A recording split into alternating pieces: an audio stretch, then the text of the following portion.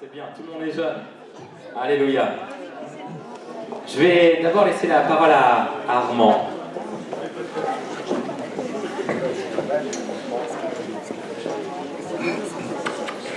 Bonjour tout le monde, soyez les bienvenus.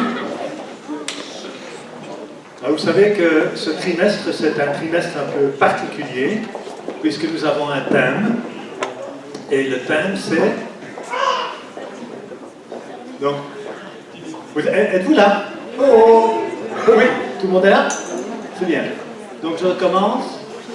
Donc je disais que ce trimestre, nous avons un thème particulier, et ce thème est... Comment? Servir, être serviteur.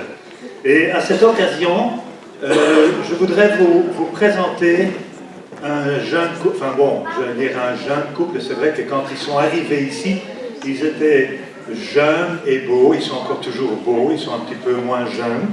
Alors je voudrais inviter Roger et Jacqueline de bien vouloir venir auprès de moi, ce serait gentil. Roger et Jacqueline. Qui sont Roger et Jacqueline? Selon les informations que j'ai, si jamais je me trompe, Roger, tu m'interromps, c'était le 10 septembre 1867.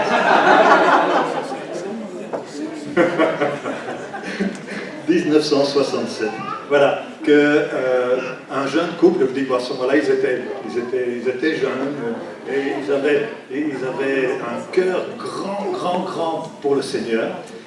Mais ils avaient aussi un cœur grand pour les enfants. C'est pour ça qu'ils en ont eu toute une ribambelle. D'abord, leurs propres enfants, on va commencer là. Donc, il y a eu Anne, il y a eu Corinne, il y a eu un certain Jean-Luc, je ne sais pas si vous connaissez, Jean-Luc, hein? Oui, Jean-Luc. Et alors, il y a eu Dominique. Voilà, donc ça c'était leur série personnelle, mais ils n'en avaient pas assez. Ils n'en avaient pas assez, ils en voulaient encore et encore, parce que le Seigneur leur avait mis sur leur cœur de s'occuper des enfants. Et alors ils se sont occupés des enfants. Il y a eu un club à côté de l'église, rue de l'Instruction. Il y a eu l'école du dimanche qui a grandi, et puis ils en voulaient encore, et puis il y a eu les camps de vacances pour les jeunes, pour les moins jeunes, enfin pas pour les moins jeunes, pour les tout petits, les enfants, et puis ils n'en avaient pas encore assez, et ils voulaient encore plus. Alors le Seigneur a dit, bon, ben, demandez, vous recevrez. Et alors il leur a dit, voilà, ben, vous pouvez commencer peut-être une école, hein, quelque chose qui ressemble à des tournesols, ça se multiplie très vite, les tournesols. Et alors il ne les a pas laissés seuls, il y a eu des équipiers, il y a eu Albert qui est là, qui s'est joint également à l'équipe. Il y a eu aussi un certain Eric, je ne sais pas si vous connaissez Eric, quelque chose, donc qui est aussi les a embarqués pour cette grande aventure de cette petite école qui a commencé avec une quinzaine d'enfants et puis qui finalement maintenant ne sont que 300. Voilà, modestement. Alors, merci Seigneur. Voilà, je voulais vraiment qu'on puisse les honorer. Quand on parle de serviteurs, je crois qu'on a un magnifique exemple devant nous, Roger et Jacqueline, pour ce que le Seigneur a fait au travers d'eux. Alors, on n'a pas l'habitude d'applaudir des personnes, mais je crois qu'on peut applaudir le Seigneur en leur honneur. Alors, applaudissons-le.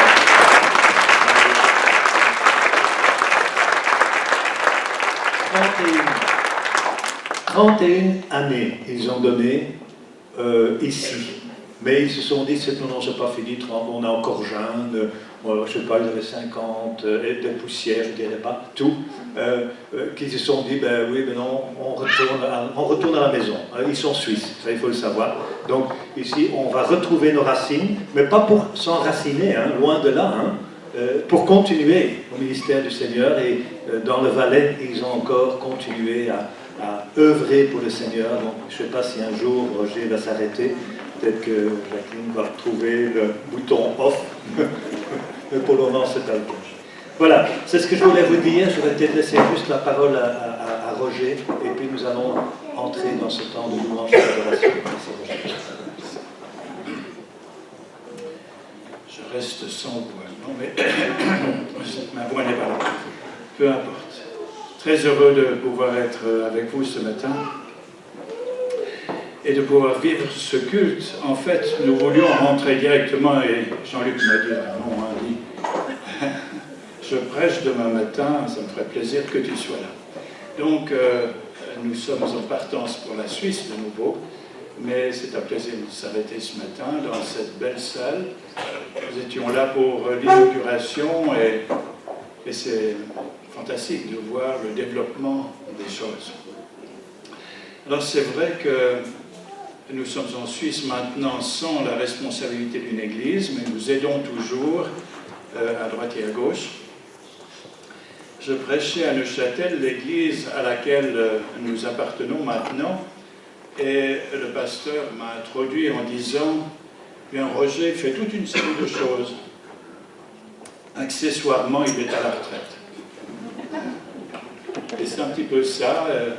On est heureux de pouvoir servir toujours et de pouvoir aider là où nous pouvons aider. Je crois que le Seigneur nous a permis d'avoir une certaine expérience et c'est très utile évidemment pour le développement de l'œuvre. Nous appartenons à une église à Neuchâtel qui s'est considérablement développée. Le papa de Jacqueline était le premier pasteur de l'église apostolique.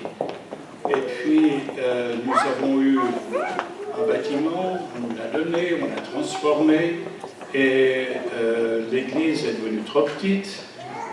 Alors, on a déménagé, nous n'étions plus là à ce moment-là, nous étions déjà ici, en Belgique. Ils ont déménagé dans une autre salle qui était trop petite, et puis, nous avons eu l'occasion d'avoir de la place dans un grand bâtiment qui était utilisé pour rassembler le lait, on l'appelait la laiterie réunie. D'ailleurs, la rue, c'est la rue des 1000 boys. Une boy, c'est pour mettre le lait. Hein. Je ne sais pas si on dit ça ici, mais peu importe. Et c'était trop petit, il a fallu bâtir derrière. Et maintenant, on a deux cultes parce que c'est un petit peu difficile d'être tous en même temps. Donc le Seigneur agit, il agit partout et je me réjouis de ce qu'il fait ici en Belgique aussi. J'ai des bonnes nouvelles de manage et c'est vraiment réjouissant. C'est vrai que le Seigneur agit dans ces derniers temps et il nous mobilise pour que nous puissions apporter la parole là où nous pouvons, rendre témoignage, gagner de nouvelles personnes. En fait, le thème de l'église de Neuchâtel, c'est connaître Dieu, et ça c'est la première chose. Je pense qu'on ne peut rien faire si on ne le connaît pas, le connaître personnellement, et puis apprendre à le connaître dans notre marche avec lui. Je pense qu'il y a beaucoup de choses que nous avons à connaître, et il nous faudra l'éternité certainement pour pouvoir connaître davantage, mais une fois qu'on a cette relation, ce contact, cette intimité avec lui, qu'on apprend à le connaître en marchant avec lui, eh bien, le but, c'est de le faire connaître. Et c'est un peu le thème dans lequel vous êtes maintenant, servir, et on se réjouit de cela. Il y a une place pour tout le monde, et le Seigneur a besoin de tout le monde. Voilà, Jacqueline veut sûrement dire quelque chose. Amen.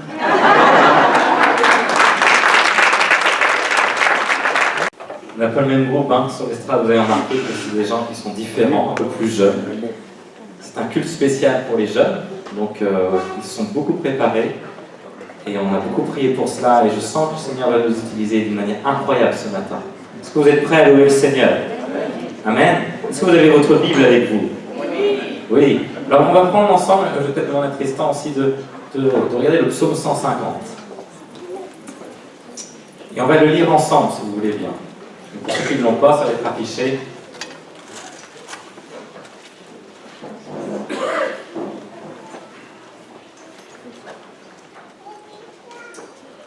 Alléluia. Psaume 150.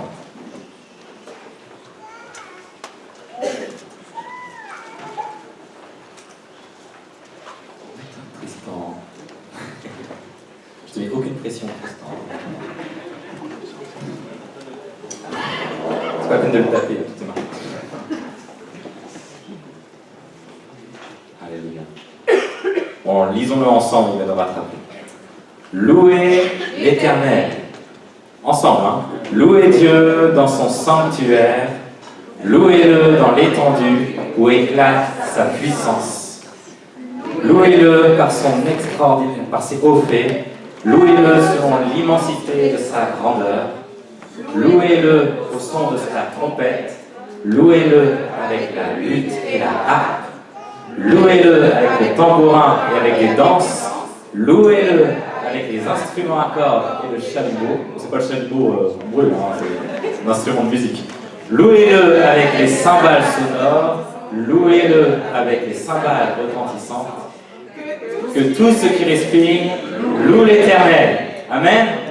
Alors que tout ce qui respire loue l'Éternel. J'invite à tous ceux qui respirent, levez-vous et on va louer l'Éternel. Alléluia.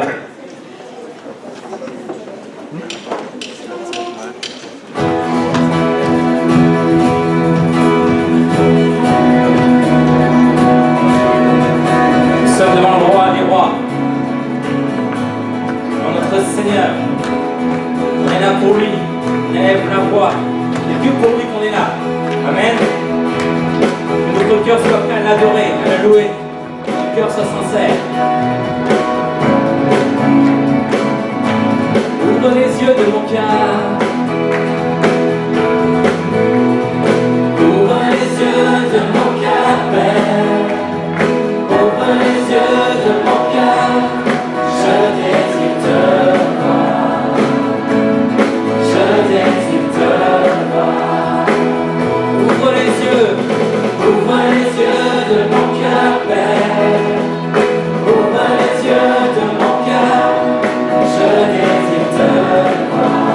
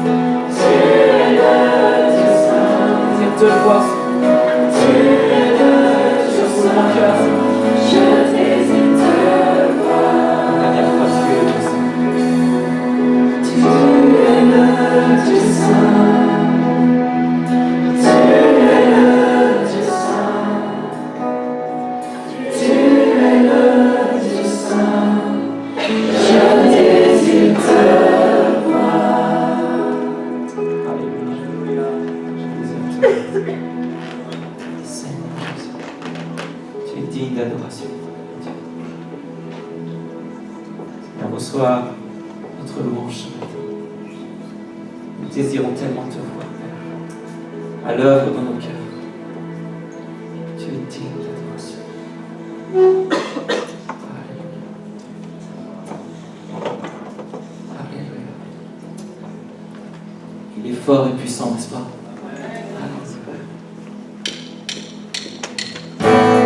Oh, wow.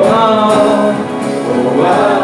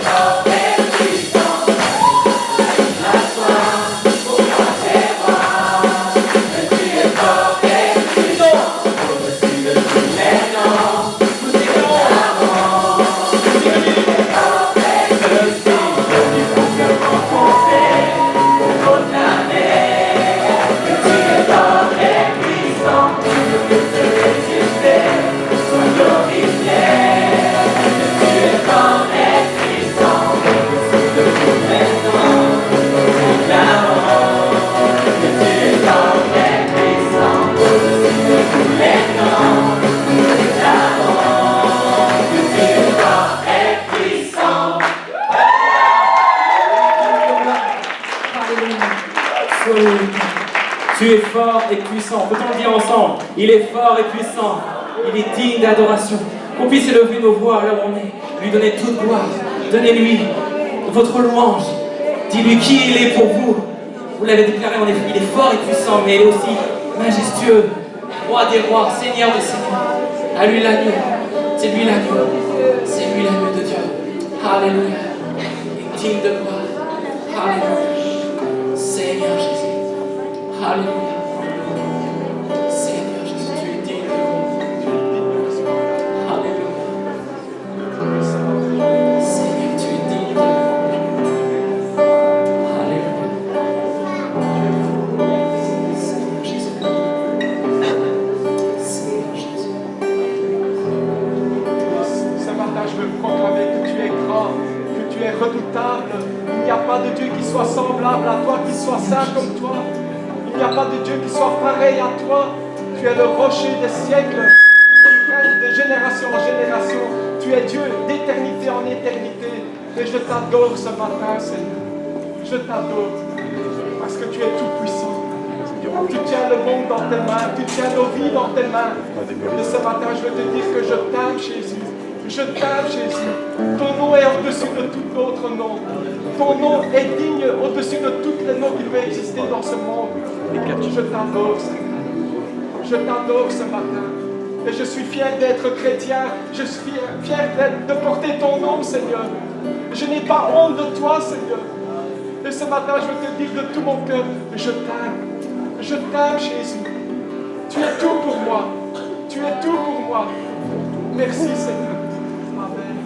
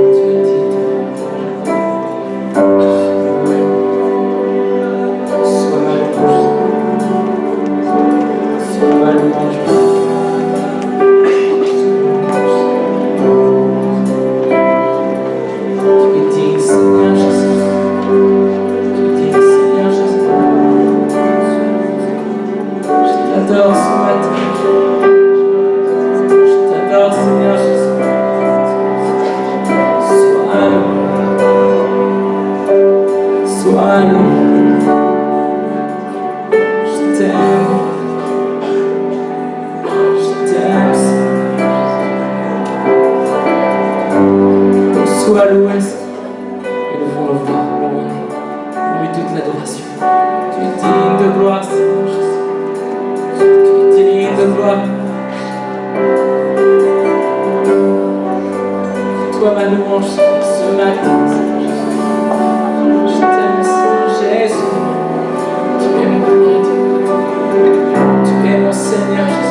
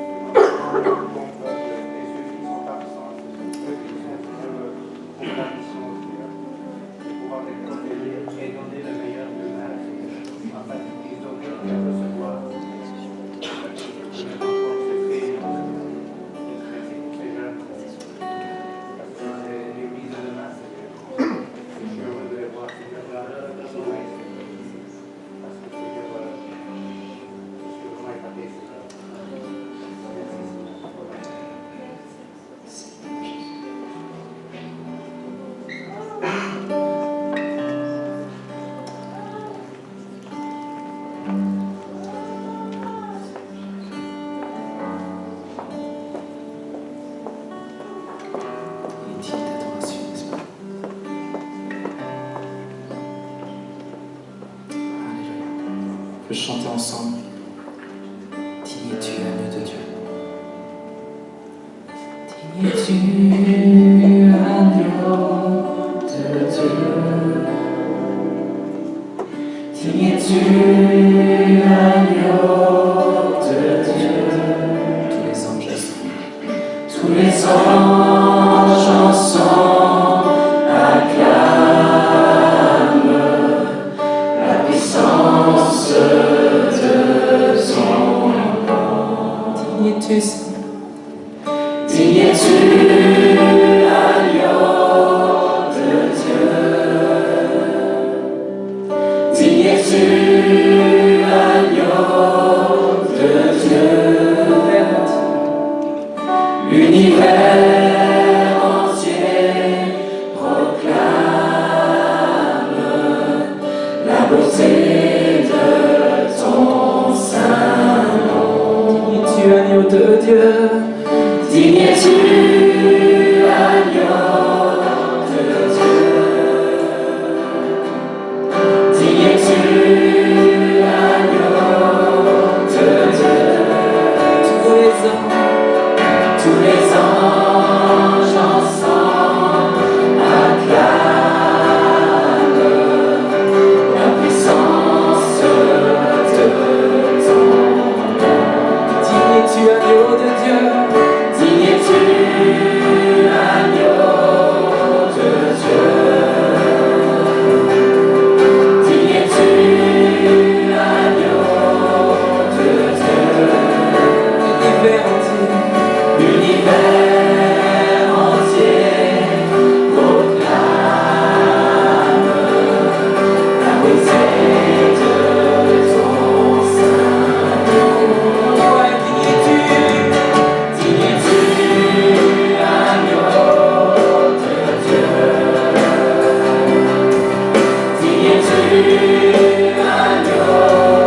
de Dieu. Tous les anges ensemble acclament la puissance de ton nom. Digne es-tu, agneau de Dieu.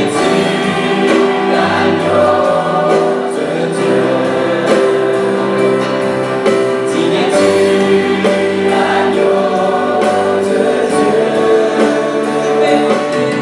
L'univers entier proclame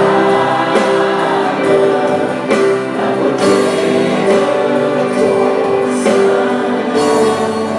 La Bible déclare que lorsque nous élevons, nous louons le Seigneur, il y a aussi des anges qui louent le Seigneur avec nous. Des milliers et des milliers d'anges qui sont là à louer le Seigneur, le Dieu très haut. Et nous, on va les accompagner avec nos voix, n'est-ce pas? Il est digne d'adoration. C'est lui qui est digne de louange. Alors qu'on puisse élever nos voix pour vraiment remettre à la bonne place notre Seigneur, roi des rois, qui est digne de louange. Alléluia. Digne es-tu. Oh, digne es-tu. Digne es-tu, agneau de Dieu. Digne es-tu, agneau de Dieu. Joie aux anges, tous les anges ensemble acclament la puissance de ton nom. Digne es-tu, Seigneur. Digne es-tu, agneau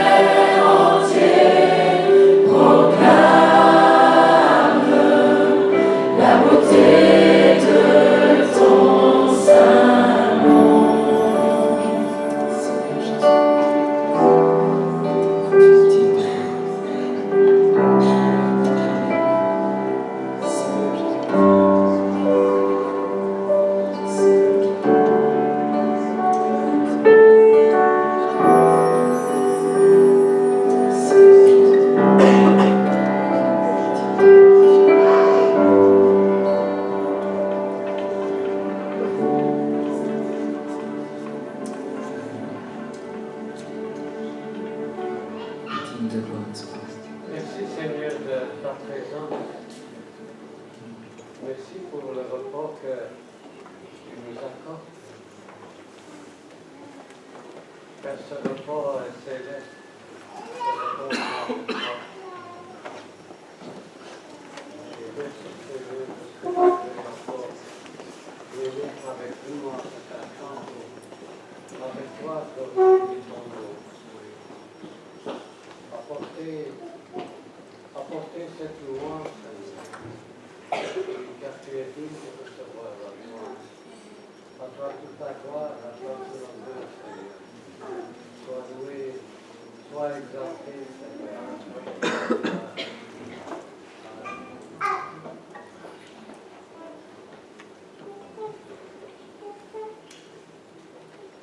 Alléluia. Notre Dieu est plus grand. On va reprendre la Sainte Seine. On va reprendre ce chant qui dit notre Dieu est plus grand. Si Dieu est avec nous, qui sera contre nous? Alléluia.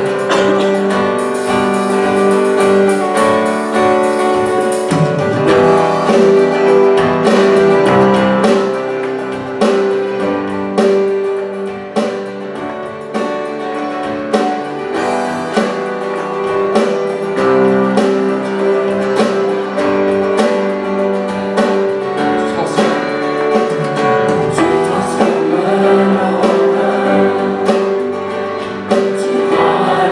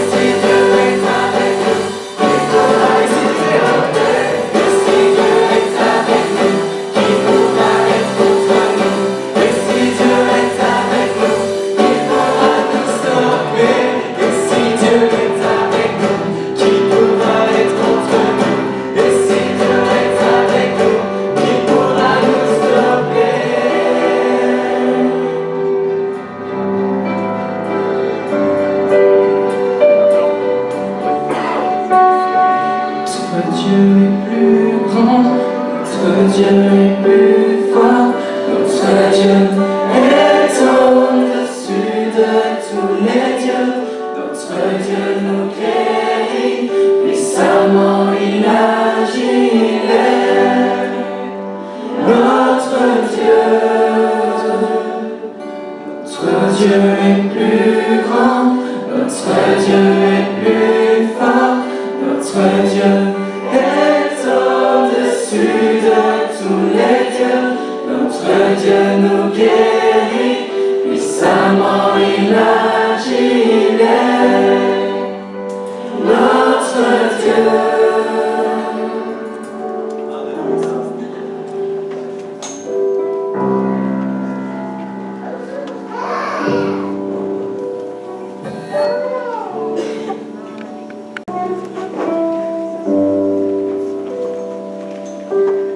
Il est notre Dieu. Alléluia. Seigneur, nous te remettons vraiment notre louange. On n'est pas des faux semblants, on est vrai devant toi, Père. Seigneur, nous voulons te donner toute gloire ce matin. Merci pour ce moment que l'on a vécu, Père. Merci pour ta présence. Alléluia. Amen. J'inviterai Christiane, Albert, si vous voulez venir. J'inviterai Paul, si vous voulez venir aussi. Et Laria, je prends dans le même coin.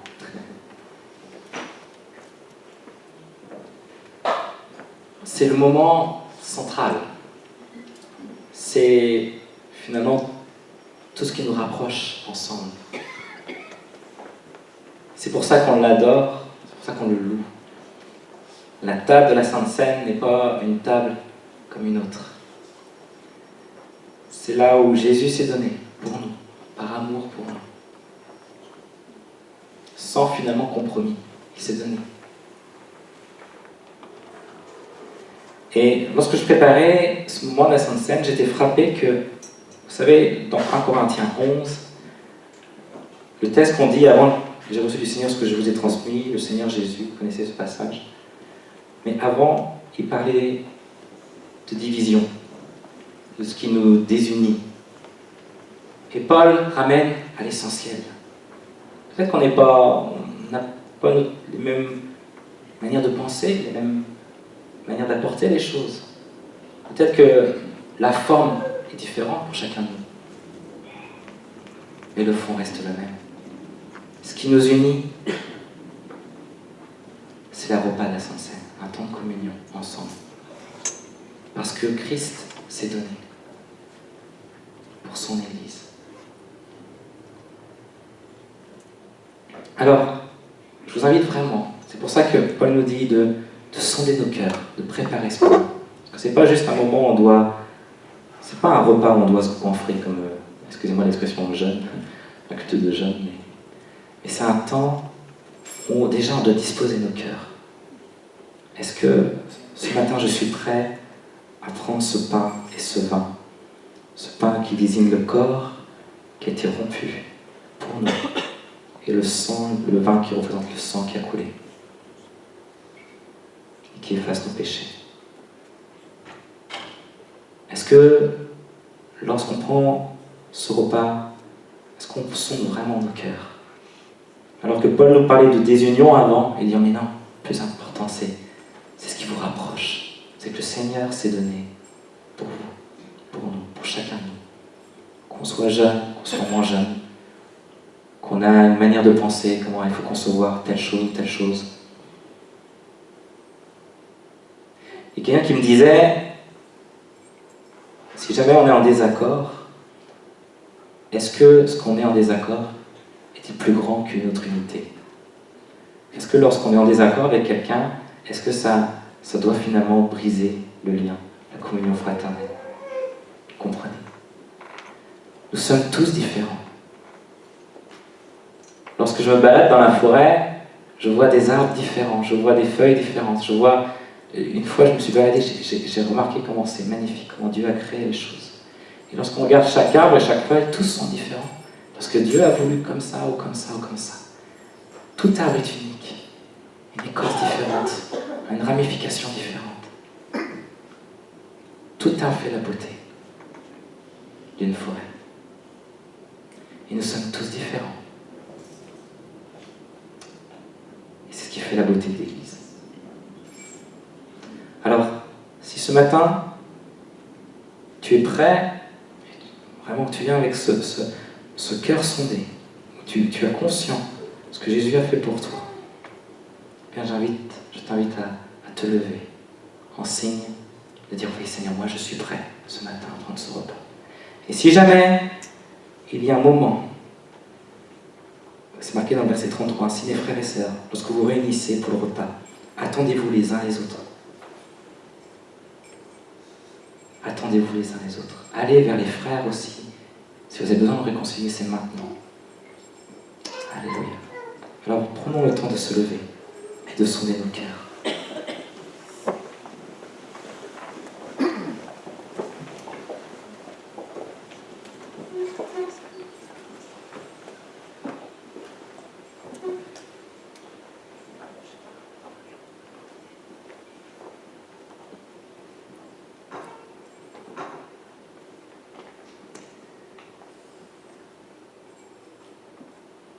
En faisant la remarque suivante, je ne peux pas vous féliciter, car vous vous rassemblez non pour devenir meilleur, pour devenir pire. Tout d'abord, j'apprends que lorsque vous réunissez en assemblée, il y a parmi vous des divisions, et je le crois en partie. Je lis ce que Paul a écrit en Corinthiens. Il faut bien en effet qu'il y ait aussi des divisions parmi vous, afin que l'on puisse reconnaître ceux qui sont approuvés de Dieu au milieu de vous.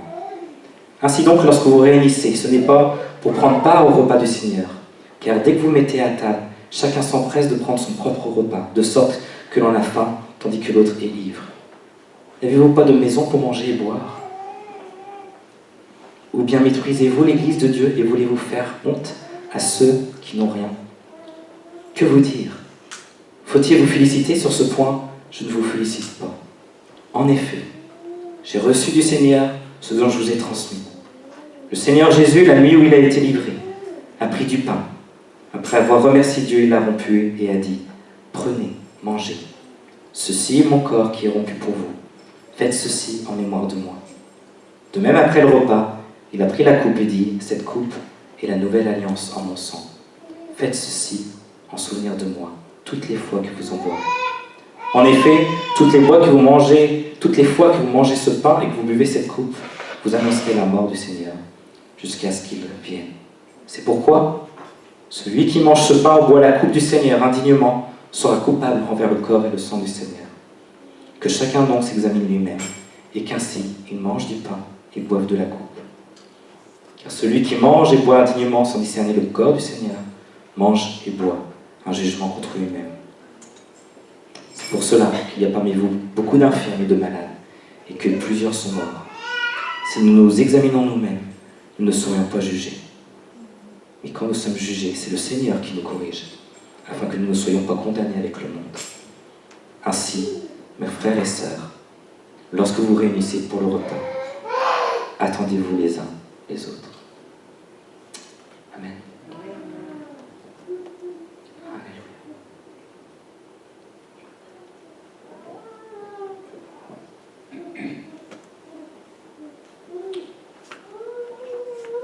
Seigneur, c'est avec un cœur reconnaissant que nous voulons nous rapprocher de cette table. Cette table qui nous rappelle tellement de choses, non seulement le fait que tu t'es donné, non seulement le fait que tu reviens, mais aussi, là, c'est une table d'amour, c'est une table de grâce. C'est une table qui nous rappelle que nous sommes un en Christ. C'est une table qui nous rappelle tout ce que tu as fait pour nous. Et c'est vrai, comme Sébastien l'a lu, nous ne voulons pas le prendre sans discerner ton cœur. Alors Seigneur, c'est vraiment avec un cœur reconnaissant que nous nous approchons. Et un grand merci qui crie de notre cœur.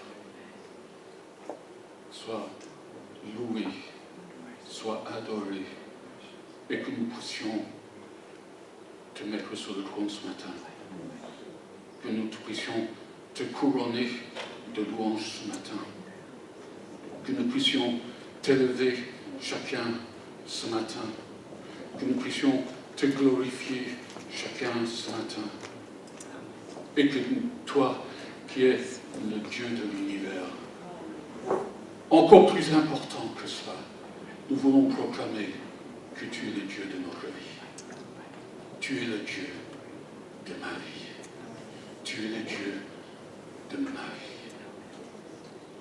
Gloire à ton nom. Amen.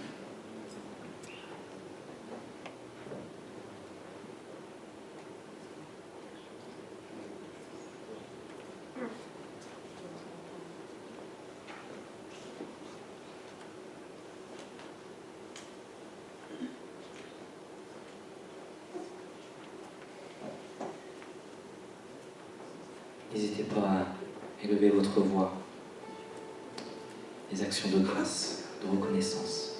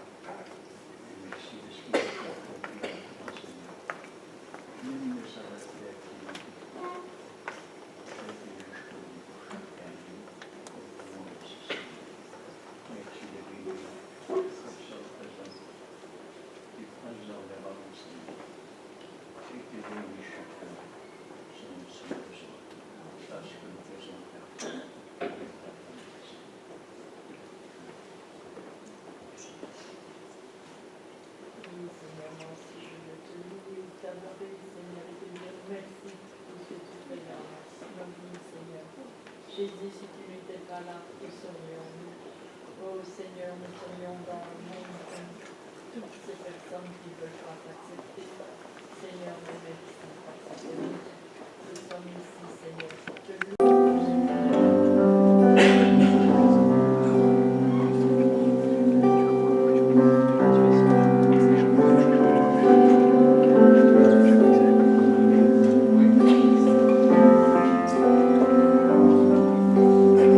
Tu t'es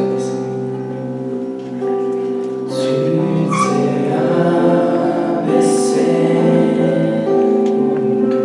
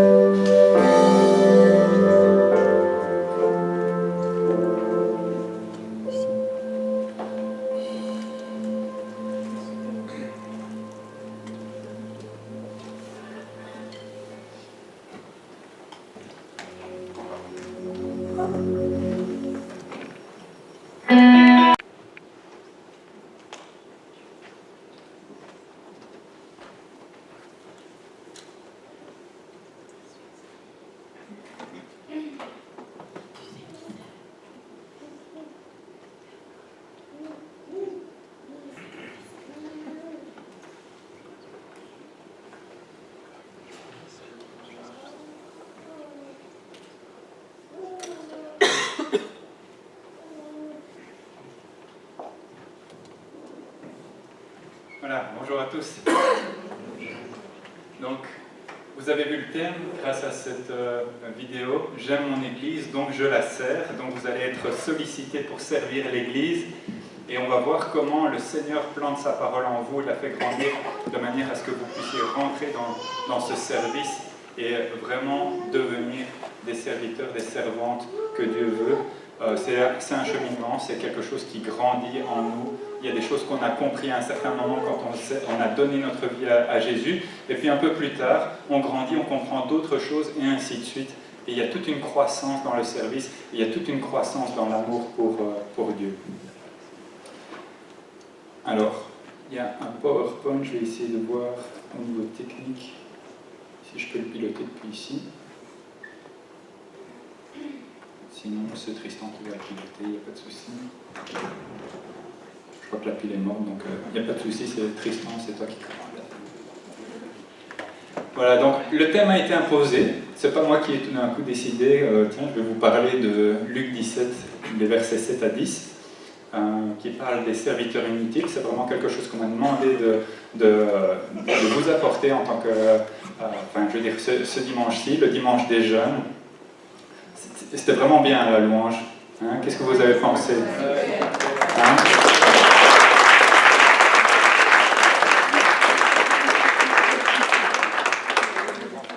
Pas que la louange, hein, l'accueil aussi, l'ordinateur, enfin, tous les endroits où les jeunes ont servi. Mais pendant des années, les parents, les moniteurs d'école du dimanche, tout le staff de l'église a encadré ces jeunes, a servi ces jeunes, et puis tout d'un coup, aujourd'hui, un jour nouveau, les jeunes servent à leur tour, ils prennent le relais au niveau de la louange, ils prennent le relais au niveau du café, de l'ordinateur, de plein de choses. Enfin, c'est vrai qu'ils sont déjà à l'œuvre depuis pas mal de temps, mais là, en une fois, un culte où tout le monde est rassemblé sur scène et dans les coulisses pour que le culte ait lieu et qu'on puisse apporter notre louange à Dieu, c'est vraiment quelque chose d'exceptionnel. Et le Seigneur est bon. Et on n'a pas forcément de mérite. On se le disait ce matin avec Sébastien, on n'a pas forcément de mérite. C'est vrai qu'on a été là pour les encadrer, on a été là pour les aider, il y a eu des entraînements et tout ça, mais quelque chose s'est passé dans le cœur de ces jeunes pour qu'aujourd'hui, ils puissent être à votre service dans l'Église. Il y a quelque chose qui a grandi à l'intérieur d'eux, et donc notre mérite n'est pas forcément à nous, et même pas forcément à eux. C'est ça que j'aimerais voir au travers de la prédication des serviteurs inutiles. Alors les serviteurs inutiles, pour moi, c'est un texte que j'avais jamais compris avant qu'on me demande de prêcher dessus. Donc ça m'a fait du bien, évidemment, de enfin me poser la vraie question, mais qu'est-ce que ça veut dire ce texte? Mais qu'est-ce qu'il veut nous dire, Dieu, quand il nous dit qu'on est inutile?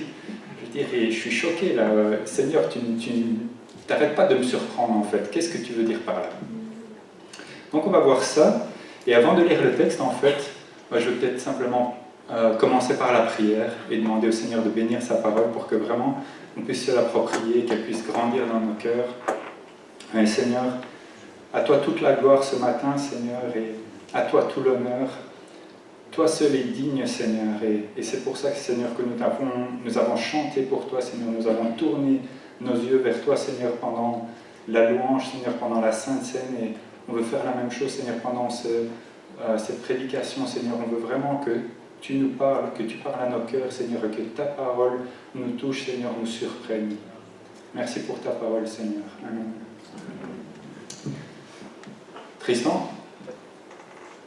Voilà, alors, je vais essayer d'actualiser un tout petit peu le texte, parce que le texte original parle de métiers qu'on n'a plus forcément l'habitude.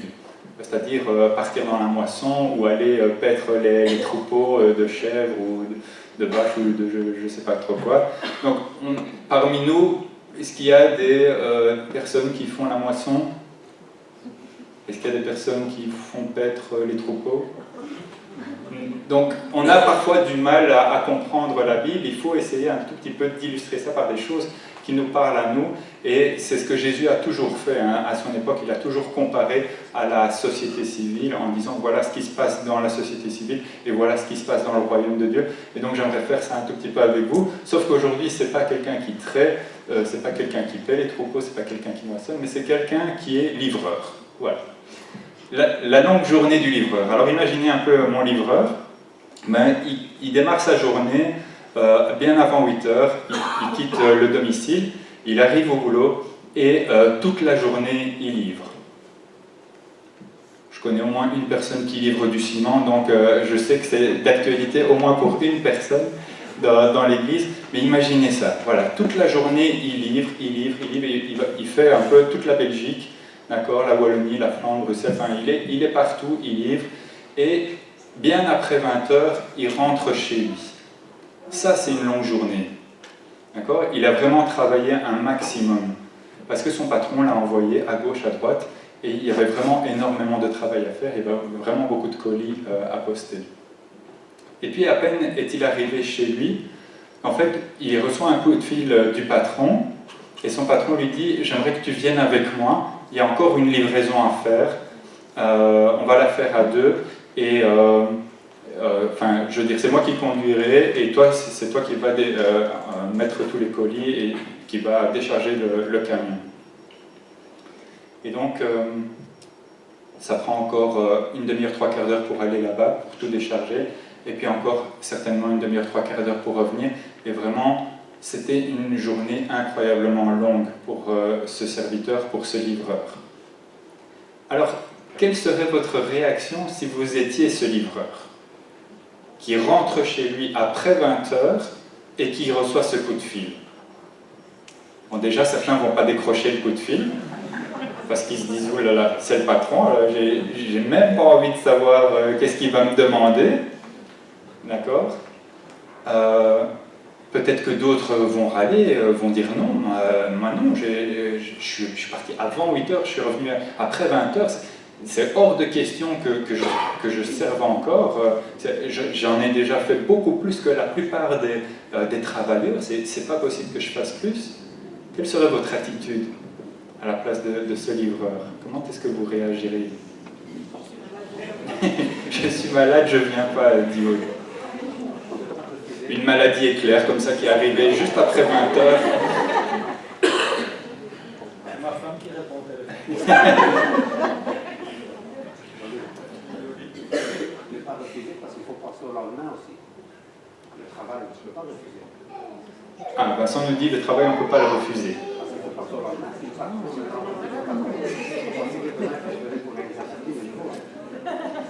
Voilà.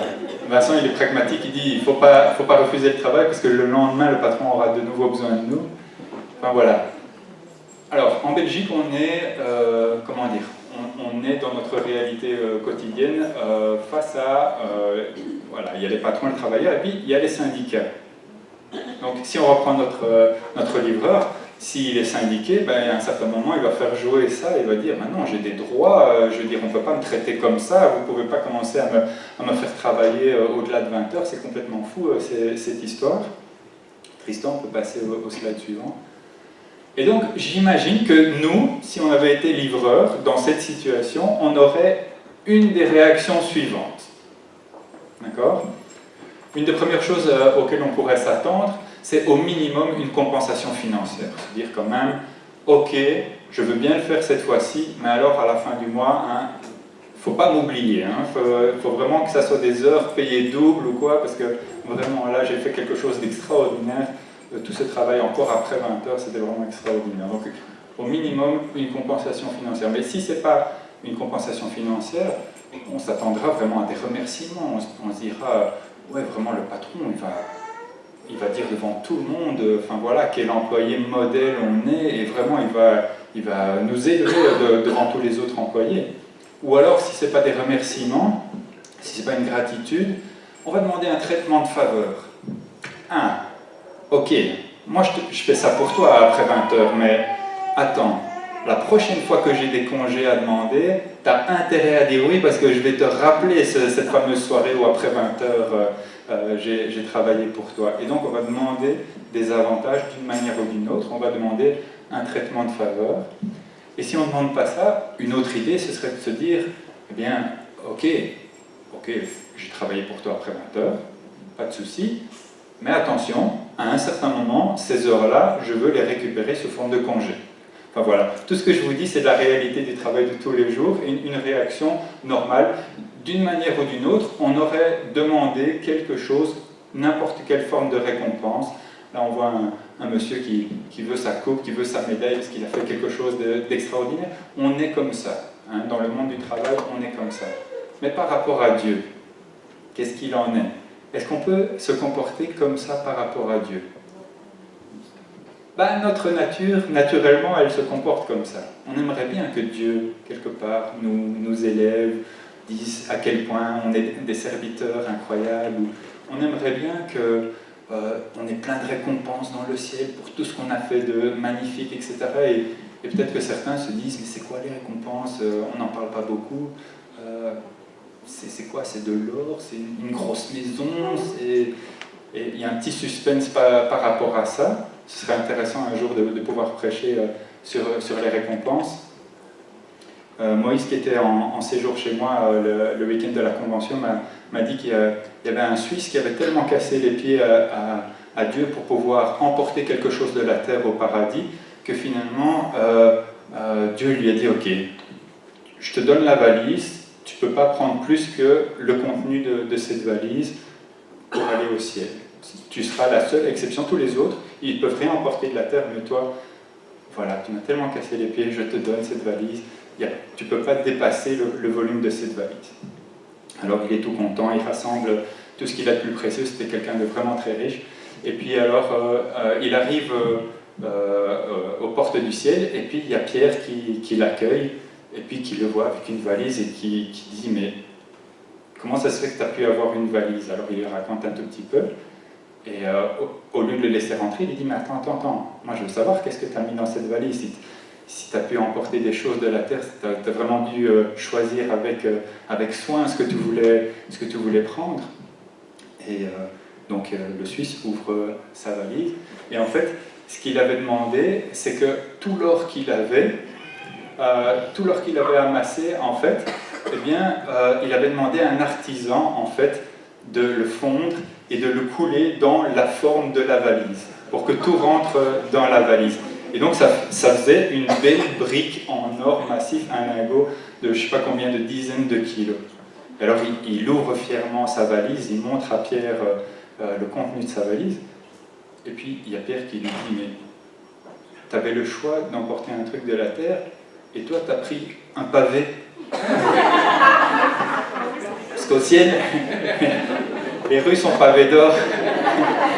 Et donc, c'est vrai que ça m'a fait réfléchir, cette blague que Moïse m'a racontée, parce que je me suis dit, mais c'est vrai, on pense aux récompenses, on pense à faire des choses pour Dieu, pour être récompensé, et on pense à de l'or, on pense à une grosse maison au ciel, on pense à plein de choses matérielles. Mais l'or, c'est pas comme sur la terre, il ne faut pas chercher des années pour en avoir. L'or au ciel, ça vient comme ça. Les rues, elles sont en or. Donc c'est pas ça, les récompenses. Il va falloir trouver autre chose. C'est pas comme ça que notre service doit être orienté, en se disant, je le fais, mais alors je veux des compensations. Et c'est un peu ça le récit de Luc 17. Donc on va le prendre un tout petit peu, on va le lire.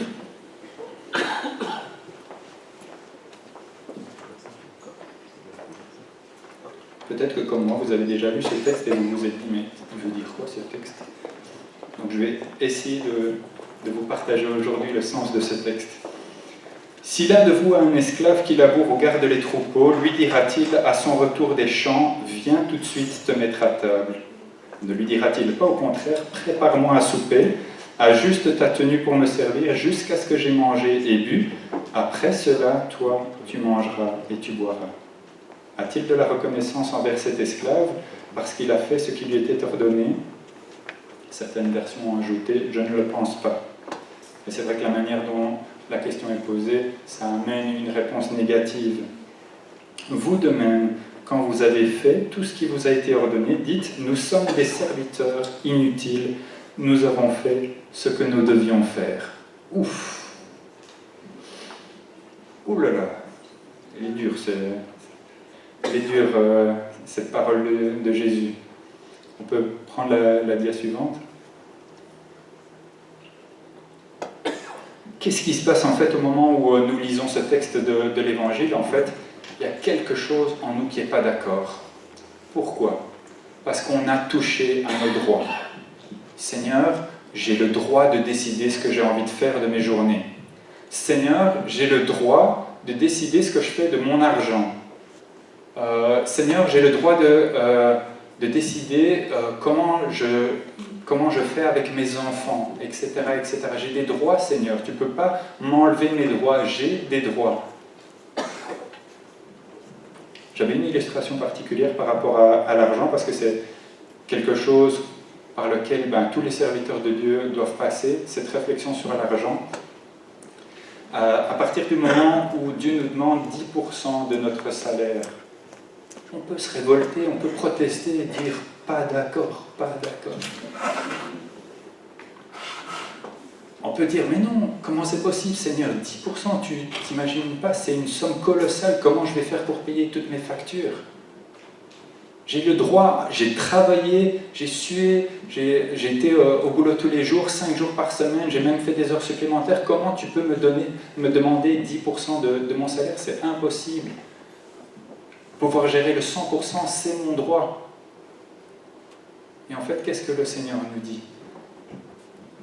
Il nous amène à comprendre que lui, il est bon et il veut s'occuper de nous pour qu'on ait besoin de rien. Il veut vraiment prendre soin de nous.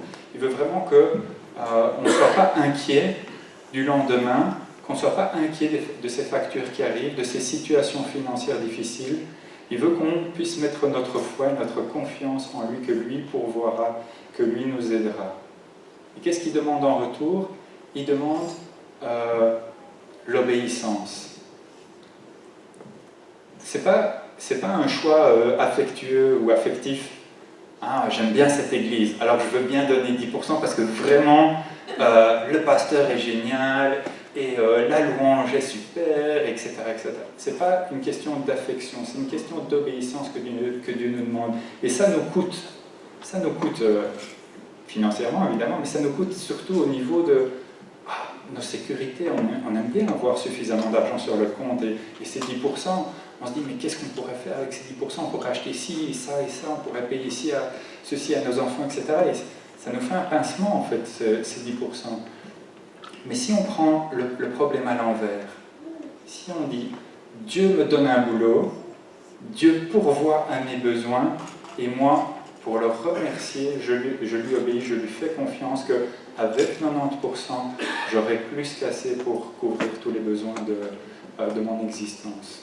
Qu'est-ce que vous en pensez?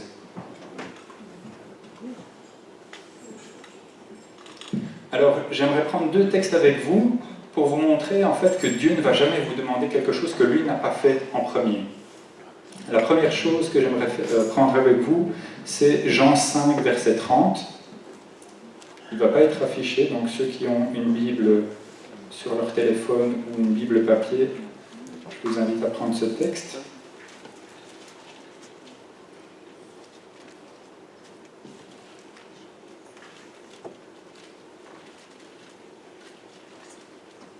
C'est Jésus qui dit « Je ne peux rien faire de moi-même, je juge d'après ce que j'entends, et mon jugement est juste parce que je ne cherche pas à faire ma volonté, mais celle du Père qui m'a envoyé. » On voit en fait que Jésus lui-même en fait n'a pas, n'a pas choisi d'affirmer un droit. Ok, je suis le Fils de Dieu, je fais ce que je veux. D'accord, Dieu, tu peux m'envoyer sur la terre pour une mission, mais une fois que je serai sur la terre, je vais faire tout ce que je veux. Non, en fait, pas du tout. Toute l'histoire de Jésus, en fait, c'est cette soumission à la volonté de Dieu. Il n'a jamais choisi d'aller à gauche ou à droite, il a toujours demandé au Père de le guider et de se soumettre à sa volonté. J'aimerais encore prendre Philippiens 2, les versets 5 à 7. Je trouve vraiment important parce que vraiment, je crois que le Seigneur lui-même nous a montré un exemple, et si lui a soumis sa volonté, nous-mêmes, nous avons aussi à nous soumettre, notre volonté. C'est quelque chose de difficile, hein. La chair va toujours résister, il y aura toujours ce combat, ce droit, mais non, Seigneur, tu n'as pas le droit de faire ça, tu n'as pas le droit. Et vraiment, ce texte nous amène vraiment à laisser nos droits comme Christ a laissé les siens. Donc c'est Philippiens 2, verset 5 jusqu'au verset 7. Que votre attitude soit identique à celle de Jésus-Christ, lui qui est de condition divine. Il n'a pas regardé son égalité avec Dieu comme un butin à préserver, mais il s'est dépouillé lui-même en prenant une condition de serviteur, en devenant semblable aux êtres humains. Reconnu comme un simple homme, il s'est humilié lui-même en faisant preuve d'obéissance jusqu'à la mort, même jusqu'à la mort de la croix. Donc, si vous voulez servir Dieu, il y a une humilité qui accompagne le service. C'est quoi cette humilité? C'est de reconnaître que Dieu a tout accompli pour vous et que votre service pour vous sauver est inutile. On peut passer à la dia suivante. Donc c'est la fin du texte de Luc 17. Vous de même, quand vous avez fait tout ce qui vous a été ordonné, dites, nous sommes des serviteurs inutiles, nous avons fait que ce que nous devions faire. Nous avons fait ce que nous devions faire, voilà. En fait, Dieu attend de nous que nous soyons des serviteurs. Pourquoi est-ce qu'il dit qu'on est inutile? C'est un domaine bien particulier dans lequel nous sommes complètement inutiles. C'est pas dans notre vie de tous les jours, je veux dire dans le service pour Christ, etc. Évidemment qu'il nous demande de témoigner, d'aimer, de s'aimer les uns les autres, etc., de se servir les uns les autres. C'est une évidence. Toute la Bible nous enseigne à être des serviteurs. Mais alors pourquoi est-ce qu'il nous dit vous êtes des serviteurs inutiles? Il y a un contexte là qui est bien clair. Pour vous montrer un tout petit peu, pour vous aider à comprendre, par exemple, dans quel cas on est inutile, je vais vous montrer deux images. L'image de gauche, c'est quelqu'un qui sème. Bon, là, c'est quelqu'un qui sème du riz. Et l'image de droite, c'est quelqu'un qui arrose. Et en fait, on retrouve dans 1 Corinthiens 3 une dispute qu'il y avait dans l'église de Corinthe. Et certains disaient, ben, moi je suis de Paul, et d'autres disaient, ben non, moi je suis de Apollos, et etc. En fait, ils se réclamaient plutôt d'un prédicateur ou plutôt d'un autre, d'un apôtre ou d'un autre. Et il y avait une espèce de dispute. Et Paul va un peu régler la dispute en disant, mais écoutez, ça n'a aucune importance de qui vous êtes et qui vous a amené au salut et qui vous a apporté la parole par la suite. Ainsi, ce n'est pas celui qui plante qui est quelque chose, ni celui qui arrose, mais Dieu qui fait croître. Ça, c'est quelque chose de vraiment très très fort que j'ai pu vivre, non pas avec mon colocataire actuel, mais avec celui juste avant, l'année passée. Donc Jean-Claude était un musulman. Et au début, en fait, la colocation ne s'est pas trop bien passée, parce que moi, je mettais ma musique gospel, chrétienne, louange et tout ça, et puis lui mettait sa musique arabe, etc. Et j'avais l'impression de devoir un peu être en compétition avec lui, à qui, comment dire, envahirait un tout petit peu l'espace sonore, ou quelque chose comme ça. C'était une situation bizarre. Et puis je me suis dit, mais on va jamais y arriver, en fait, ça va être l'escalade du volume, et à un moment, on ne s'entendra plus dans cet appartement, et ça va être invivable. Et tout simplement, à un certain moment, je me suis dit, stop, il faut que j'arrête de lui imposer cette musique, et il faut que j'arrête de penser que je dois vaincre l'espace sonore, ou conquérir l'espace sonore dans l'appartement. Et j'ai arrêté... Voilà, j'ai arrêté de faire cette attitude-là. Et ce qui m'a beaucoup aidé, en fait, c'est qu'à un certain moment de cette rencontre avec Jean-Claude, j'ai réalisé une chose, c'est que je me suis dit, j'arriverai jamais à le convaincre que Jésus est roi et que Jésus est mort pour lui. J'arriverai jamais. Le rôle de convaincre ne m'appartient pas. Et tout d'un coup, mon euro est tombé. Avant on disait mon franc est tombé, mais mon euro est tombé, et je me suis rendu compte qu'en fait mon rôle à moi, c'était pas de convaincre. Ça m'a aidé. Ça m'a aidé. Je me suis dit, ok, je comprends que je suis inutile.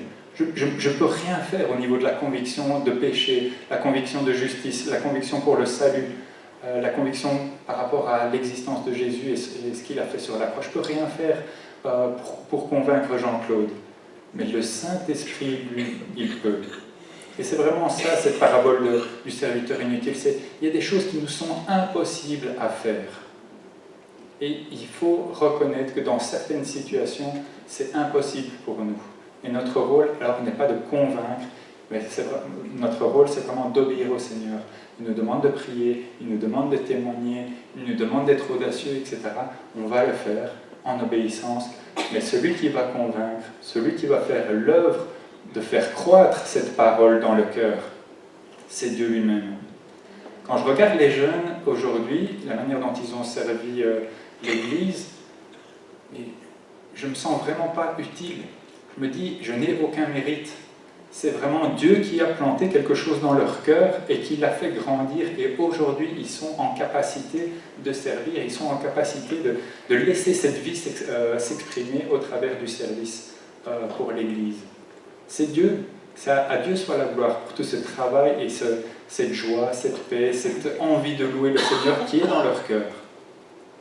On n'a pas besoin de les pousser beaucoup, les jeunes, pour qu'ils louent. Je veux dire, là, ils sont à fond. Et je veux dire, ils pourraient répéter pendant des heures. C'est d'ailleurs ce qu'ils font. Et d'ailleurs, ce qu'on a vu aujourd'hui, c'est tout le résultat de ce travail d'heures et d'heures passées ensemble.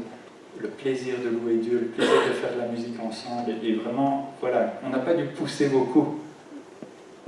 C'est vraiment l'œuvre qui est née de quelque chose qui a été planté dans leur cœur. Et c'est Dieu lui-même qui fait croître. Slide suivant. Il y a moyen de passer le suivant, parce que j'ai interchangé.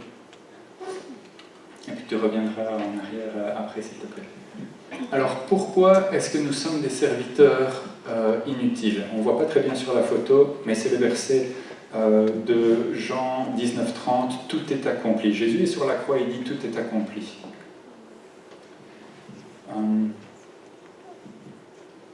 À ce moment-là, en fait, pour pouvoir sauver l'humanité, nous, on ne pouvait rien rajouter à l'œuvre de Christ. Quand j'ai relié en fait ce verset de Luc 17 à ce verset de Jean 19 en disant, ben voilà, d'un côté, Dieu nous dit, vous êtes des serviteurs inutiles quand vous avez fait tout ce que je vous demandais, et de l'autre côté, je l'ai relié à tout est accompli. Si jamais un jour vous êtes en train de servir l'Église, et que vous dites, ok, je vais la servir, mais ça va m'aider à être sauvé. Ça va m'aider à mériter des remerciements de Dieu, ou ça va m'aider à mériter une faveur de Dieu, ça va m'aider à mériter une bénédiction de Dieu, ou ça va même me faire gagner le salut, ça va m'ouvrir les portes du ciel. Si vous êtes dans cette optique-là, ce texte, ça va être un peu comme une claque pour vous. Parce que tout est accompli et on ne peut rien rajouter à ce que Jésus a fait sur la croix pour mériter le salut. Tout a été accompli à la croix. C'est un peu ça que le texte, quand il nous dit ben, « vous êtes des serviteurs inutiles », c'est ça en fait qu'il est en train de nous dire. C'est à aucun moment, quelque chose que vous allez pouvoir faire sur la terre va vous faire mériter le salut, va vous faire mériter la grâce de Dieu, va vous faire mériter la bénédiction de Dieu. Il n'y a rien qu'on puisse faire. Rien. Zéro. Nada. Niente. Je ne sais pas si je l'ai dit bien. C'est bon? Il n'y a vraiment rien qu'on puisse faire.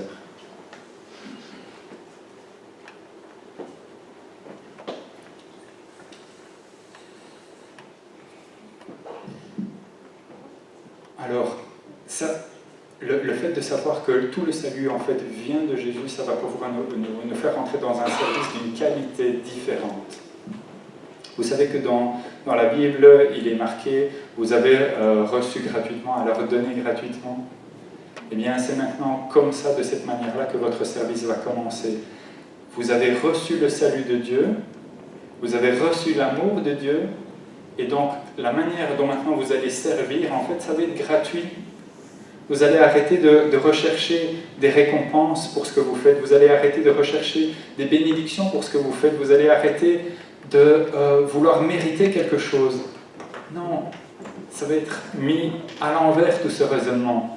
Vous allez prendre cet amour de Dieu et vous allez commencer à servir parce qu'il vous a aimé. peut revenir au slide précédent. Je ne sais pas si on voit bien, mais il y a le bon samaritain qui est sur sa moto. Je n'ai pas résisté à l'envie de vous montrer cette petite photo qui modernise l'histoire du samaritain, et on voit en fait que la personne qui s'est fait battre sur la route par les brigands, et il l'a chargé à l'arrière de sa moto, il la transporte jusqu'à l'hôpital comme ça avec sa moto. Je trouvais ça marrant. Et si vous vous rappelez un tout petit peu, en fait, quand Jonathan Black est venu ici dans notre église, en fait, il nous a parlé du bon samaritain en disant, voilà, on lit la parabole du samaritain et on se pose la question, qui je suis dans ce récit? D'accord? Est-ce que je suis le brigand? Ah non, non, non, je ne veux pas être le brigand. Est-ce que je suis l'homme religieux qui passe sans aider? Ah non, non, non, je ne veux pas être celui-là. Alors, il reste qui? Ah, il reste le bon samaritain. Alors Seigneur, si tu veux que je sois le bon samaritain, ok, je vais essayer d'être un bon samaritain.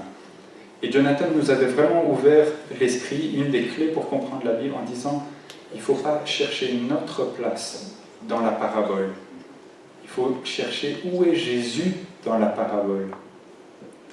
Et en fait, nous, on n'est pas le bon samaritain, on n'est pas l'homme religieux, on est cette personne blessée à terre, qui a été battue, qui a été défait quelque part par le péché, par la mort, par la maladie, etc. On a été mis KO. Et Jésus, c'est qui? Mais Jésus, c'est le bon samaritain qui va nous prendre, qui va nous soigner, qui va nous restaurer, qui va nous ramener à la vie. Et parce qu'on a reçu cet amour de Jésus-Christ, alors on est capable de le faire pour les autres. Jésus ajouta, lequel de ces trois te semble avoir été le prochain de l'homme attaqué par les brigands? Le maître de la loi répondit, celui qui a été bon pour lui. Jésus lui dit alors, va et fais de même. Vous voyez, en fait, Jésus montre l'exemple de l'amour, Jésus se donne, Jésus s'occupe de nos besoins, et à partir de là, nous, on est capable de s'occuper des besoins des autres. L'Église, c'est un lieu où vous êtes édifiés, vous êtes construits, vous accédez à une croissance, une maturité de plus en plus grande. Donc, vous étiez des enfants spirituels à un moment donné, quand vous avez donné votre vie à Christ, vous compreniez un nombre limité de choses dans l'Évangile, et au fur et à mesure que vous marchez avec Dieu, par les expériences, par la lecture, par la prière, par la prédication, par toutes sortes de moyens, Dieu se révèle à vous et vous grandissez en connaissance, en expérience, en sagesse, dans toutes sortes de domaines. Et c'est quoi le but? C'est qu'à un certain moment, vous puissiez non plus être servi, mais vous puissiez servir. À un certain moment, que vous puissiez non plus être des enfants, mais des parents spirituels. Au début, j'avais besoin qu'on s'occupe de moi, qu'on s'occupe de moi, qu'on s'occupe de moi. J'avais d'énormes besoins. Et à un certain moment, le Seigneur, parce que je m'approchais régulièrement de lui, parce que je le laissais faire une œuvre, m'a rendu, apte à gérer ses besoins.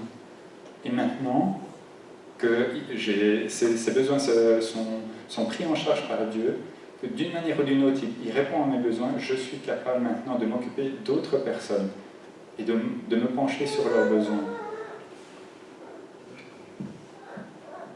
Tu peux passer. Alors, j'ai encore deux diapositives pour vous parler de ce Luc 17. C'est vrai que le thème c'est « J'aime mon Église », donc je la sers. Et j'aimerais reprendre une phrase en fait de J. John. J. John, c'est quelqu'un que j'ai rencontré en août à Londres pendant une conférence pour les pasteurs et les responsables, donc en 2014. Et c'est quelqu'un qui nous a fait écrouler de rire. Il a énormément d'humour pour expliquer l'évangile et le royaume de Dieu. C'est quelqu'un que je vous invite vraiment à écouter. Si vous comprenez l'anglais, si vous avez facile avec l'anglais, tapez J. John Cannon dans Google et vous trouverez son site. Et il y a énormément de prédications là qui vont vous nourrir. Mais moi, je vous ai retiré une chose qu'il avait dit dans son blog à propos de la Saint-Valentin, pour parler de l'amour.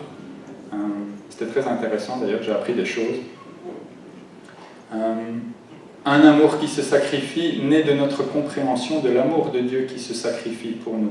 Au plus tu comprends que Dieu s'est sacrifié pour toi et que son amour, en fait, c'est un amour qui s'est donné entièrement, au plus toi-même, tu abandonnes tes droits, tu abandonnes ta couronne hein, ta couronne, c'est-à-dire ton droit à gérer ta vie comme tu l'entends, tu l'abandonnes et tu te dis, ok, moi aussi, je veux donner ma vie pour les autres. Je veux le faire par amour. J'enfonce encore le clou avec le verset suivant. Nous aimons parce qu'il nous a aimés le premier. C'est lui qui nous a aimés le premier. Il n'y avait rien d'aimable en nous pour mériter le salut. Si un jour la pensée vous a traversé la tête en disant « Quand même Seigneur, tu as bien fait de me choisir parce que moi dans ton équipe, tu vas voir, ça va être quelque chose. » D'accord ? Si un jour ça vous a traversé la tête, ben, repentez-vous et demandez pardon parce que vraiment il n'y avait rien qui vous qualifiait. Il n'y avait rien qui vous rendait digne. Il n'y avait rien. Et tout est passé par Jésus et tout est passé par l'amour de Jésus qui vous rend digne.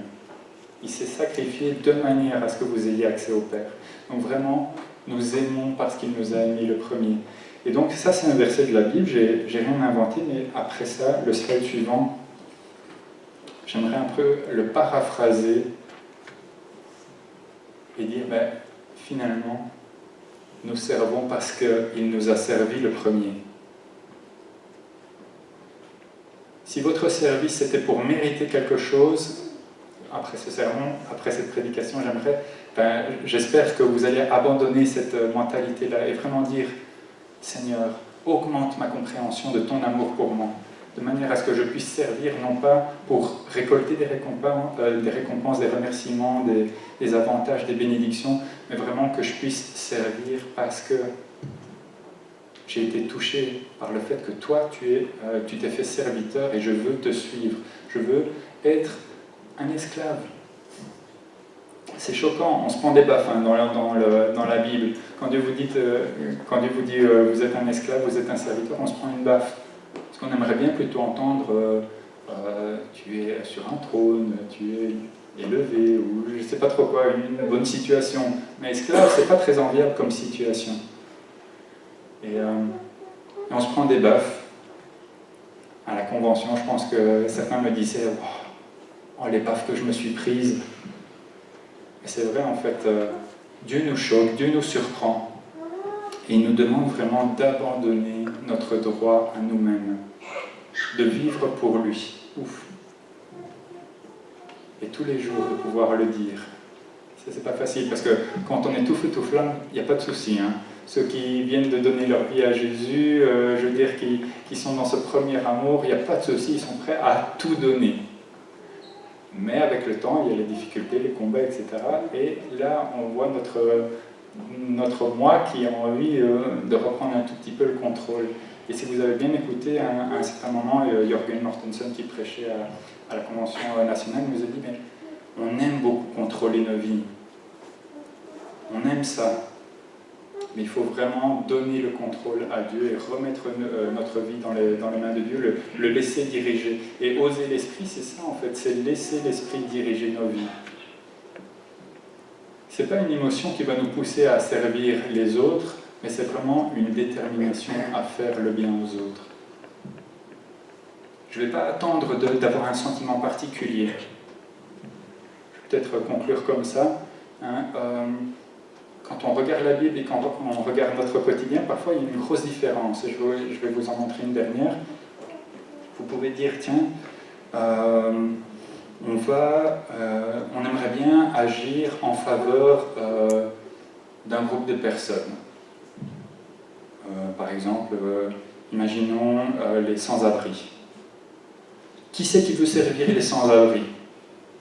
Et la réaction souvent, peut-être qu'il n'y a que moi qui ai cette réaction, peut-être que vous vous reconnaîtrez, mais la réaction souvent c'est moi je veux bien parce que je les aime bien, les sans-abri, j'ai quelque chose, il y a quelque chose dans mon cœur, je suis touché par leur situation, enfin voilà, je me sens, enfin voilà, il y a quelque chose dans mon cœur, il y a une émotion, il y a quelque chose dans mon cœur qui me pousse, alors oui, je veux bien me lever pour les servir. Et puis quand on voit dans la Bible, en fait, à un certain moment, quand il fallait servir dans l'Église, eh bien, qui est-ce qu'on allait choisir? Est-ce qu'on allait choisir les personnes qui avaient une affinité avec les sans-abri, avec les nécessiteux? Est-ce qu'on a demandé, Bon, qui a une affinité, qui sent que vraiment il peut rentrer en contact avec ces gens-là, etc. Non, on n'a pas fait ça. On a choisi des hommes remplis de l'Esprit Saint, et ces hommes, ces femmes, ont commencé à servir. Vous voyez ce que je veux dire? Donc, quand vous allez commencer à servir l'Église, n'attendez pas d'être dans un domaine de confort où vous vous sentez bien, où vos émotions confirment quelque part que vous êtes à votre place, etc. Mais demandez plutôt que votre service soit basé sur ce que l'Esprit fait en vous. Et quand l'Esprit fait une œuvre en vous, vous êtes prêt pour toute bonne œuvre. Vous n'avez pas besoin d'un diplôme en soins pour sans-abri. Vous n'avez pas besoin de 5 ans d'entraînement pour pouvoir être d'une utilité quelconque à un sans-abri. Non, vous avez le Saint-Esprit qui est en vous, et il vous rend capable d'aimer, il vous rend capable d'être efficace dans votre service et de faire quelque chose qui est né de la part de Dieu.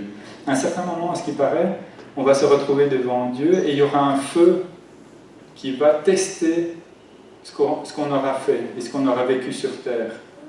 Et s'il y a quelque chose après le feu qui reste, on sera récompensé, et sinon on sera sauvé comme ça, sans récompense. Tout aura brûlé au moment de l'épreuve du feu. Je me suis posé la question aussi, comment ça se fait, qu'est-ce qu'il faut faire alors pour qu'il y ait quelque chose de l'autre côté du feu qui reste? Il faut laisser notre service pour Dieu être basé sur lui, sur Jésus, sur ce que lui a fait dans notre vie. À ce moment-là, votre service a une valeur. Mais si vous faites un service pour obtenir quelque chose de Dieu, votre motivation n'est pas bonne, et après ce feu, il ne restera rien. Parce qu'il n'y avait pas l'amour de Dieu, il n'y avait pas la foi en Dieu, il n'y avait pas l'amour pour le prochain que Dieu seul peut créer dans votre cœur. Et du coup, après le feu, plus rien. Tous ces efforts, tout ce que vous avez sué, tout ce que vous avez essayé de faire comme service, finalement, ne vous rapporte rien parce que ce n'est pas basé sur Dieu, ce n'est pas basé sur l'œuvre de Christ. Et donc, quand j'ai préparé ça, c'est plus fort que moi, en fait, quand je prépare ce texte, j'ai vraiment une pensée qui me dit, mais la pierre sur laquelle on bâtit, c'est Jésus. C'est lui, en fait, qui est la fondation, qui est la pierre angulaire, et si mon service est basé sur Jésus, alors tout sera agréé de la part de Dieu. Par contre, s'il n'est pas basé sur Jésus, sur sa grâce, sur ce qu'il a fait pour moi, l'amour qu'il veut développer en moi, vous savez qu'on peut demander un plus d'amour à Dieu. Il n'y a pas de souci. On peut dire ses limites. Ah, Seigneur, ces personnages n'y arrivent pas, aide-moi. Il va vous aider, ne vous inquiétez pas. Mais il faut d'abord se rendre compte qu'on n'y arrive pas et s'approcher de Dieu. Et vraiment, c'est tout ce qui est fondé sur Jésus, ça va être approuvé de Dieu. Tout ce qui n'est pas fondé sur Jésus, qui ne tire pas ses racines de Jésus, c'est du vent. C'est beaucoup d'efforts pour rien du tout. Ça va? À partir de ce moment-là, vous allez pouvoir être comme dans ce texte. Dieu va pouvoir dire, voilà, tu as fait tout ce que je t'avais demandé. Tu as été ce serviteur inutile. J'espère que je ne vous ai pas embrouillé. Il y a plusieurs pasteurs, il y a mon papa qui est là, qui me regarde. J'espère qu'il ne va pas me reprendre après le culte. Il y a Albert qui est là, il y a Sébastien. Donc si vraiment j'étais à côté de la plaque du sens de ce texte, certainement qu'ils reprêcheront dessus. Mais si c'est pas le cas, si j'ai réussi à trouver le sens de ce texte et à vraiment mettre en avant le fait que c'est d'abord Christ qui nous a aimés, et du coup nous on peut aimer. C'est d'abord Christ qui nous a servi, et donc nous on peut servir. Mais là, vraiment on comprend alors que voilà, nos yeux sont sur Christ, notre foi est en Christ, parce que c'est lui qui nous a qualifiés, c'est lui qui nous a rendus dignes, et maintenant on le sert par amour, on sert l'Église par amour, parce que voilà, il a fait une œuvre en nous. Amen. Amen.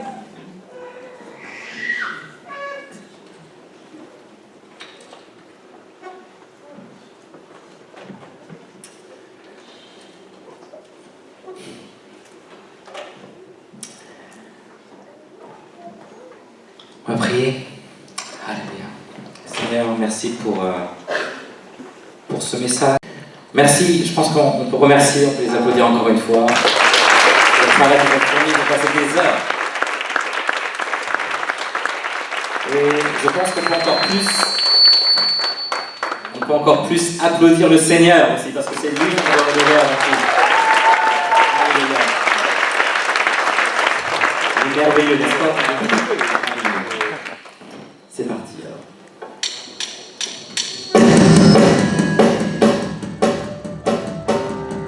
J'ai applaudi avant le chant. Vous êtes là avec moi? Sans quartier bon.